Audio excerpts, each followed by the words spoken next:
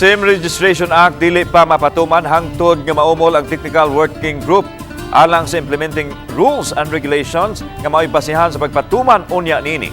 Nasayran nga mupahigayon pa og public hearing aron pagpanday sa implementing rules and regulations niini. Apan sa pagkakaroon, gilusad sa NTC 7 ang NTC kontra tech scam aron mapakgang ang pagkatap sa mga personalized fake job, lucky winner, bonus cash ug sa ubang mga money scams nga nagpunting sa publiko gamit ang telcos.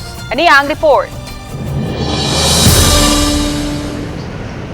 Wala pa'y detalye nga mahatag ang National Telecommunications Commission kung NTC sa Rehiyon 7 kabahin sa pagpatuman sa SIM Registration Act. Mato ni Director Sofia Lynn Lumantod, OIC sa NTC 7, na usa lang sa tataw nga gilatid sa balaod nga irehistro ang mga prepaid SIM card aron masayran kung kinsa ang nanag-iya niini. So, ang postpaid, dili kayo nato kay naa naman na sila naka-name sa prepaid.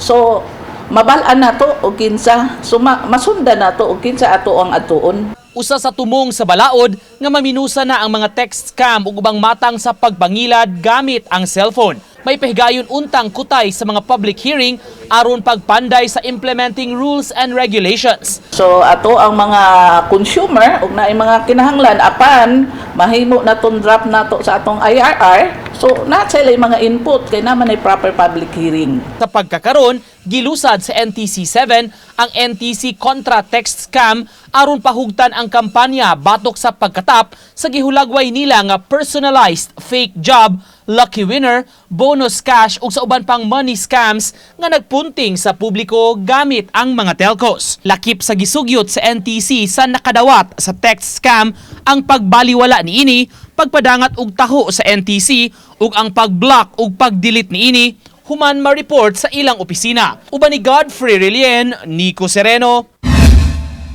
Balitang Bisdak.